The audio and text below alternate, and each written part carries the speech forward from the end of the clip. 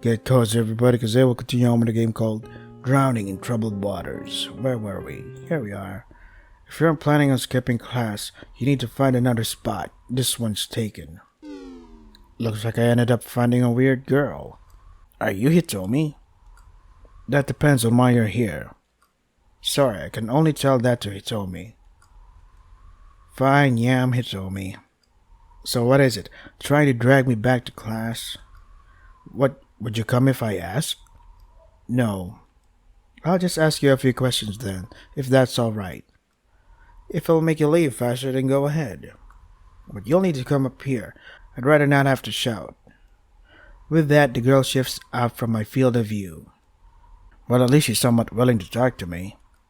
Now I just need to find a way up. The wall is solid concrete, without any crevices or creases that I could use as a foothold. It's not too high up, but it's still too far for me to just jump. I'll have to get a bit creative, it seems. I open the door and angle it diagonally to the wall before locking it in place with the doorstop. Carefully, I grab hold of the top of the floor, place a foot on the door handle. The handle wiggles a bit under the weight of my foot, but I'm high enough that I can steady myself on the edge of the building. Using all my upper body strength, I lift myself up to the top of the building. So, what's this all about? It's probably important if you're skipping class for it. I'm supposed to figure out what happened between you and Hiro this morning. Really? That's it? Figures you're asking me. I doubt Hiro would want to explain what actually happened. He saw me talking with Shoichi and assumed I was terrorizing him or something. He started to go on and on, telling me to back off or face the consequences. His whole Defender of the Weak shtick was getting on my nerves, so I punched him. You didn't come all the way up here just for that, did you? Well, yeah, Okazaki and Hiro both made it sound like you wouldn't be willing to talk to me. Huh. Look, you. Keita. Look, Keita, if you blindly believe everything people tell you, it'll end up hurting you someday. Take people's words with a grain of salt and come to conclusions on your own. And be especially careful of adults like Okazaki. If you're not, you might end up being just like him. Tommy's stare is intense, like she's going to glare a hole through my head. Sounds like you're speaking from experience. More than you know. Anyways, if that's all you have to say, then you should get going. If someone saw us together, it might put you in a bad spot. What? Why? Because you have a bad reputation? Yeah. I can't say it's entirely not my fault, but there are people out there who would quickly tag you as an enemy. That doesn't feel right. Just from speaking with you right now, I can tell you're not a bad person. Don't you remember what I just told you? Don't trust every single thing you hear. What if I was lying this whole time? You would just be defending someone who didn't deserve it. That's not something easily done. Maybe you're right, but I still feel like I can trust you. I wouldn't mind coming to talk to you more often. Don't do that. Just go tell Okazaki what he wants to hear and forget about me. It'll be better for both of us that way. If you say so. As I'm about to clamber down from the ledge, I remember Shiori's words from yesterday. He told me. Wanna be friends? Everything is just one ear and out the other with you, isn't it? Don't regret it later. Don't worry, I won't. With that, I drop back down to the rooftop floor. I check my watch and realize I spent way longer than I expected talking with Hitomi. I'd better get back to class. A sign is posted on the classroom door. Class dismissed for self-study. Looks like the entire class cleared out while I was gone. Guess I'll tell Okazaki what I find out tomorrow. But if he forgets, maybe he's better off not knowing. Class is over for the day. Where should I go? Interesting. Sports ground. Who's at the sports ground again? Manga club? Is our friend there? I'll visit the manga club today. As I arrive in the club room, I instantly feel the air shift. Shiori and Akari are seated at the table, an intense expression frozen on their faces. Between them rests a file folder with several papers peeking out. It can't be. Is that really? The two are so fixated on the folder that they didn't even hear me enter. Whatever is inside that folder is clearly something ominous. I shouldn't interrupt. I really shouldn't. But I'm just too curious to just leave. What are you two looking at? Kari startled to her feet, knocking her chair to the ground behind her. When did you get here? I just walked in a few seconds ago. Am I interrupting something? Kari's eyes dart to the file folder on the table before quickly hiding it behind her bag. Nope, nothing. Haha. Ahaha. If it's really nothing, then why did you just hide something behind your bag? This? Just doing some cleaning up around the club room. As Kari brings the folder up from behind her back, many of the pages fall out and scatter over the table. From the looks of it, the folder was hiding several iterations of a hand-drawn manga. Each page is covered in flashy characters, big letters, and a noticeable amount of eroticism. Did you make this? Listen, everyone is allowed to do a few embarrassing things while they're young, right? It was the manga club's first year and I wanted something we could all pour our efforts into. This was a crime of passion. All? So everyone worked on this? My eyes drift over to Shiori. It's true, although it was just me and Akari back then. I was in charge of writing the story and Akari did all the art. Even if it's embarrassing to look back on, it was a lot of fun. That's true, I was so excited to work on it that I would bring it home with me after school. We've had Yue and Yasushi join the club since then and it's made things a lot more lively around here. Maybe we should make another one. That's not a bad idea. I'll have to turn down the raunchiness a bit, but I think it'll be fun to get Yue and Yasushi on it. We could get someone fill in the role of editor and another for background art. This might actually work out. We could pitch the idea to the others next time we see them. And although you're not a club member, you can be the first to read it, Keita. I'll look forward to it. Definitely, it'll be one for the history books. Thanks for coming by today, Keita. If you hadn't showed up, we might have ended up throwing this back into the storage. And thanks for the reminder. What reminder? That even if it's embarrassing, making the memories is worth it. Akari smiles warmly at me, clearly not as embarrassed as when I first walked in. I'm glad I could help. We spent the rest of the afternoon flipping through the pages of the old manga. Even though Akari promised she wouldn't be embarrassed, her cheeks were bright red the entire time. Cool. Improved relationship to both of them. As expected, Okazaki completely forgot about the incident between Hitomi and Hiro yesterday. Class went by as usual, and I've reached my lunch break undisturbed. I wasn't planning on eating lunch alone again, but Shiori goes to the convenience store for lunch and Shoichi, goddammit, is busy with student council activities. Yes, shush! Shush, I'm really something, neighborhood dog. Which only leaves me, myself, and I to eat with. Guess I'll head to the cafeteria and see who's around. I could barely even get through the cafeteria doors with the amount of people walking around. Barely. Are you obese or something? I don't think I've ever seen this room so packed. I've never seen this room so packed. Judging from the line at the serving area, there must be a big special on today. By the time I get to the front of the line, I probably won't have enough time to eat. Of all the days to not bring a lunch, maybe I get something from the vending machine. Yep, let's go for the vending machine. Sorry, it might be a while before we get this thing working again. It's pretty unusual for the machines to break down like this, so I'll have to open it up and fix the wiring. Today isn't my day, it seems. I take a seat against the wall and ask myself why I didn't want to make a lunch today. From now on, I'm going to at least bring some noodles or something. I guess I'll be going hungry today. My stomach growls in discontent as I resign myself to starvation, but there's no helping it. I don't have any other options. Actually, there is one more place I could check. What place?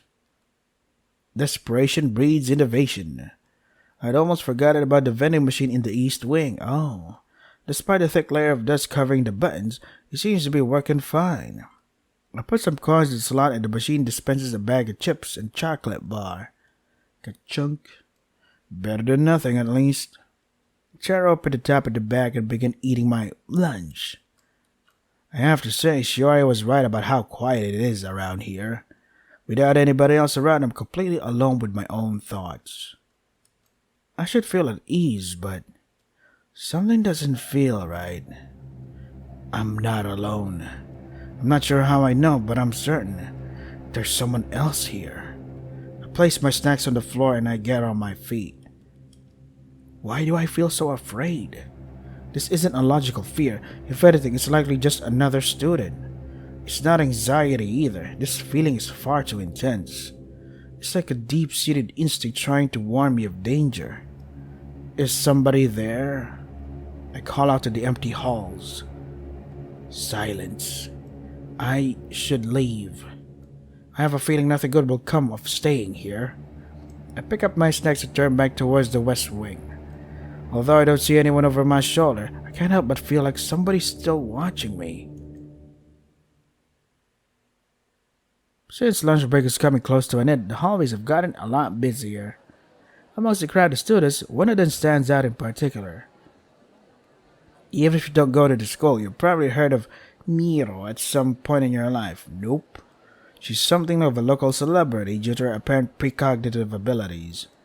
Miro stars on a national television show hosted by her parents, where she makes predictions on the future. I don't watch her often, but from the few episodes I've seen, she is quite accurate. She noticed me staring. Hello, Kata. How are you today? I'm doing alright, thanks. You? I'm fine, thank you. Though, are you truly alright? You seem troubled. Is it really that obvious? Not particularly. I just felt the need to talk to you. Like a premonition? Yeah, I feel compelled to speak with you. If it does not trouble you, may I have your hand? Mia reaches out towards me with her palm towards the ceiling. I don't think Mia realizes, but a lot of the guys at the school would kill for an opportunity like this. In fact, I could feel a few hostile glares directed at me already. Well, it's not like I could have avoided it since she was the one who came to me. Is this safe? Of course. I extend my hand towards Mira and she places a light grip around my wrist. Her touch is firm yet gentle as she wraps her fingers around me, a practice I've seen used on her show before. This is unusual. Give me a moment to ensure my reading is accurate. Mira's eyes suddenly snap open and her expression turns grim. Kata, I believe a great tragedy awaits you in the near future. What do you mean? What kind of tragedy? I cannot be absolutely certain. This vision is unusually foggy. While the means or method are unknown to me, the existence of this tragedy is not. I don't intend to scare you, but you should be cautious in these coming days. Mira releases my wrist and takes a step back. I appreciate your concern, but how can you be so sure? I don't mean to doubt your abilities, but isn't it a bit much to place so much trust in a foggy situation? I do not blame you for being skeptical. It is a natural reaction to such information. However, this vision, I have never seen it so fragmented. Allow me to explain. Most individuals have a singular path ordained by fate that they follow or struggle against throughout their lives. You have no such path. Your fate branches out into myriad conclusions such that they become impossible to predict in accuracy. All I ask is that you exercise caution. Before Miro could continue, the bell rings. Okay, Miro, I'll be careful. Thank you, Kata. With a short bow, Miro turns and begins walking towards the classroom. She seems so confident, but can I really believe what she said? Great tragedy. What could that possibly mean? This day keeps getting weirder and weirder. Class is over for the day. Where should I go? Manga? Sure. I mean, we've already improved the relationship. Sure, why not? I'll visit the manga club today. In development. It's still in development. Something incredible happened as I walked into class this morning. Okazaki was actually there on time. Not only that, but so did Hitomi. Though it seems like it wasn't her decision. Wait, I'm kind of curious now. Load. What's on the sports ground? I'll visit sports ground today. In development, of course. What if a mall? Yeah. In development. Ah, god damn it. It's all in development. He told me here, though it seems it wasn't her decision. Okazaki must have dragged her into class today, judging by how closely he's watching her. Alright, everyone, listen up. Due to some anonymous complaints to the school principal and being forced to update our current curriculum, however, rather than subject you all to additional lectures, I have opted for an assignment instead. The class rep will distribute the sheets now. Yes, sir. Shoichi retrieves a stack of papers from Okazaki and begins to distribute them to everyone in the room. I take one of the papers from him and give it a read. Group assignment lifestyle study. To learn the experienced lifestyles unlike your own, you and your partner will take turns walking in each other's shoes. You are expected to visit each other's residences and partake in everyday activities there at least once per week. This assignment will take place over the course of the entire school year to ensure students have enough time to learn about their partner. By the end of the year, you are expected to submit a detailed report about your findings and present them to class. I'm not an expert by any means on how assignments are allowed to be structured, but this feels a bit legally suspect. This is bullshit. This whole assignment is just a huge invasion of privacy. I don't want people coming to my house. Regardless of your thoughts on the matter, the assignment has been approved by the school and is less grading for me. You can all blame the social studies teacher who drafted it up last year. So unless somebody wants to complain again and go back to the previous curriculum, this is what we're doing. You're damn right I plan on complaining. Please do, this whole situation is exhausting for me. Anyways, even if the assignment ends up not going through, we still have to stick to the timeline and assign pairs. Kazaki reaches down and rummages through his bag, retrieving a large shopping bag. Write down your names on a piece of paper and put it in here. We'll draw names until everyone's paired up. Okazaki returns to his seat, places the bag on his desk. There's a lot of muttering throughout the room as everyone begrudgingly writes their names down and throws them into the bag. Shiori is the first to deposit her name. She uses great care to fold up her slip until it's barely large enough to fit on her finger before dropping it in the bag. What a stupid assignment. Tomi takes much less care, crumpling up her paper and throwing it into the bag. Following her, I fold mine and place it in as well. Is that everyone? Then we'll start pulling. You can start us off, class ref. Alright. Shuichi reaches his hand into the bag and pulls out one of the slips. I got Nagisa. Me? I guess we're partners then. It's a good thing we're already friends. Save the celebrity for later. Keita, you're next. Alright. I take a step towards the bag and reach my hand into it. Although this is supposed to be random, it would probably be best if I was paired up with somebody I know. So with that in mind, I pulled out the folded paper. Shiori, the crumpled paper is probably Hitomi, of course. Folded paper. It's a good thing I could tell which paper is Shiori's. I pull out the paper with the most folds in it. Ooh, look at that. What the hell? Read out the name, Keita. Did you not see that just now? I saw you pull out a piece of paper and not read it. Not that, the lights are on. Do you plan on wasting our time or do you want to read your paper? That couldn't have been nothing. It was much too vivid. A hallucination? No, it couldn't be. I got Shiori. Yay. Looks like we got lucky, Keita. I'm looking forward to working with you.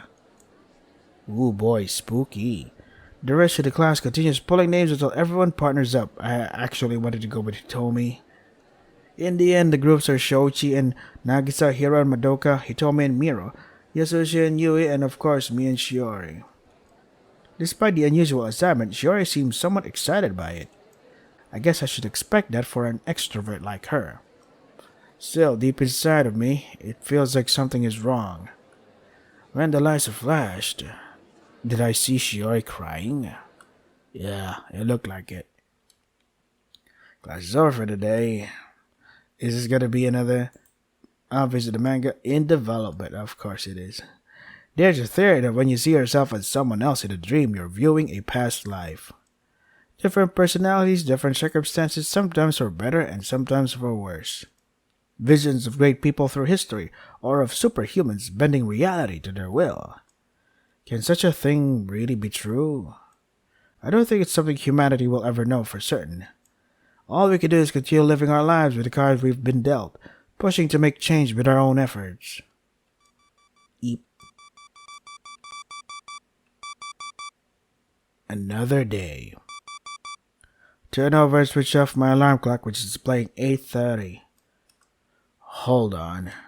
8:30. I need to leap out of bed and start throwing on my uniform. I'm so incredibly late right now. Put on my pants as quick as I can and put on my shirt on my way out of the room. I run at nearly full force down the street in a desperate attempt to get to school on time. How the hell did I not hear my alarm? I keep on running. I don't normally have to deal with this when I'm on time, but there's a lot of cars on the road right now. Because of the traffic, I won't be able to take my usual shortcuts to the school. It'll be close, but if I really push myself, I might still be able to make it. All I can do now is keep running.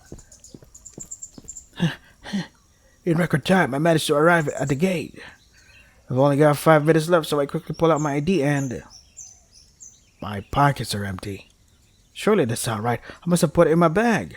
I opened my bag and rummaged through it, but to no avail. I can't believe this. What the hell am I supposed to do now? Everyone else is probably inside already. Kira? My savior has arrived. You're just the person I wanted to see. I forgot my ID and I can't get inside. It's a good thing you showed up. Now that you're here, I could just follow you in. What is it? Well, I don't have my ID with me either. I usually just hop the wall. How on earth do you hop the wall? It has to be at least twice your height. It's not that hard. I'll show you. Madoka takes a few steps away from the wall before bolting towards it at full speed. In a single fluid motion, she clambers up the bricks and grabs the edge of the wall. In a quick motion, Madoka reaches her leg up and hoists herself towards the top of the wall. I catch myself staring a bit too hard and have to avert my gaze to avoid an indecent view. After a few more moments, Madoka reaches the top and straddles the wall, smiling down at me. See, all you have to do is try. I might have believed you if you weren't a foot taller than me. Hey now, you should know it's mean to pick on a girl's height. Well, I'm pretty sure that usually applies to shorter people, but arguing semantics won't help me scale this wall. Alright, here I go. I take a step back from the wall while Madoka watches gleefully from above. You can do it! Remembering back to what Madoka just showed me, I run full force at the wall and jump up. I almost lose my footing while trying to climb up, but I manage to get a hold on the top of the wall. I gotcha. Madoka reaches down and takes hold of my wrist before pulling me up. Not bad, Keita. I didn't know you had it in ya. Me either, to be honest. Off in the distance, the sound of the intercom rings out from the school. Shoot, we need to get going. Madoka slides off the top of the wall and drops to the ground below. Following her lead, I hop down and run into the school. The halls are almost dead silent. Everyone must be in class already. Despite that, Madoka doesn't seem bothered in the slightest. Let's hurry. We're already late. We still got time. Madoka leisurely opens her locker and switches to her indoor shoes. Don't tell me you forgot who our teacher is. In my big rush to get here, I totally forgot an extremely important detail. I don't have to beat the bell. I just have to beat Okazaki. Yeah, you're right. Were you worried? This is the time I usually show up. It gives me some extra time in the morning to get ready. To be honest, she has a pretty good point. Kinda makes me wonder why I even bothered showing up on time in the first place. This has been an insightful morning for me. Thanks, Madoka. Don't mention it. It's good to have some excitement every so often.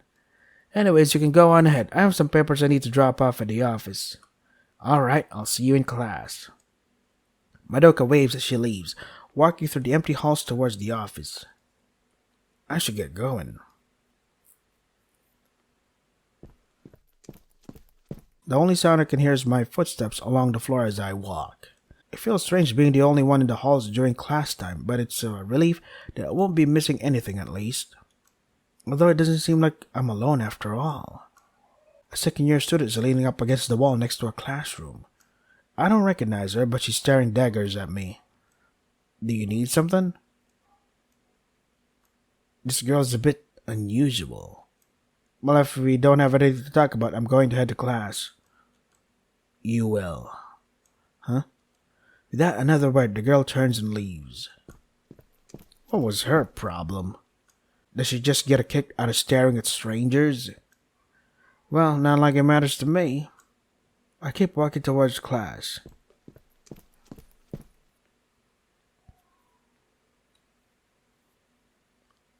Just another uneventful day. Unsurprisingly, Madoka's right in Okazaki being late. In fact, she ended up arriving sooner than he did despite her detour. Not that it really changed anything, since he didn't teach us anything new anyways. Time to get going. Class is over for the day. There are no club activities on Friday, so I'll just head straight home. I open up my locker to retrieve my outdoor shoes when I notice something out of place. Is this a letter? Somebody must have slid it in here while I was in class. I open it up and find a written note inside. To Kazado Keita. Please come see me on the roof as soon as possible. I have something very important to tell you. Suzukaze Shiori. I flip it over, but there's nothing else written on the note besides that. Couldn't she have just told me this in class? I just saw her half an hour ago. Maybe it's something sensitive. It could be that she doesn't want anybody else hearing. There's not much point in trying to guess from the note alone, I suppose. I'd better go see what she wants to say. Oh boy. Is Shiori the person we murdered or something? This sun gets pretty cold in the evening, especially with the sun getting so low. A calm breeze drifts over the roof, accentuating the silence. It doesn't seem like Shiori is here, though. Can't believe you actually came. Are you stupid? The strange girl appears before me again and from behind the side of the building. You again. What's your problem? Where's Shiori? She's not coming, obviously. The note was fake. Someone like you doesn't deserve to talk to her. The girl takes a step towards me. Someone like you doesn't even deserve to be attending this school. I'm not sure what your issue is with me, but I have better things to do than stand here and get insulted. I'm leaving. I turn to the door when the girl says something that makes my blood curdle. I know who you really are. Huh? A sudden transfer student a month into the school year? That's way too suspicious to go unnoticed. Did you really think nobody would look into you? Oh no. That nobody would suspect a thing. The memories are coming back to haunt me. I'm sure you've fooled everyone else, fed them blatant lies to hide the truth from them. But I know you, not the Kazado Keita that you present yourself as, but the one behind the mask. It feels like a dagger has been thrust through my gut. The past I had thought to be long buried behind me has just resurfaced in the worst way possible. You can't possibly know anything about me. You're bluffing. I don't have to make you believe me. In fact, it's even easier for me if you don't know how much I know. Even easier to what? Blackmail you, of course. In exchange for not revealing your past to the entire school, you'll do my bidding for the rest of your time here. You can't be serious. Don't worry, I have very reasonable requests. What the hell do you want from me? No need to be so aggressive. I'm doing a favor by not just outing you immediately. What you need to do is simple. Stay the hell away from Shiori. Seeing her smile at you without a care in the world disgusts me. You don't deserve her kindness. I'm not sure I can do that. We've paired together for an assignment. That doesn't matter. Do whatever it takes to make sure she never sees you again. If I ever see the two of you together, you can expect your days to be numbered at this school. You're so unreasonable. Please, this is hardly anything. I have plenty of other requests, but I'll keep it simple and easy with just one right now. Oopsie. I have to end it here, fellas, because I have to prepare for work. So this is Drowning in Troubled Waters. Oh boy, things are getting complicated. If you want to try the game for yourselves, the links are in the description. That is all for today. Stay safe and take care of yourselves.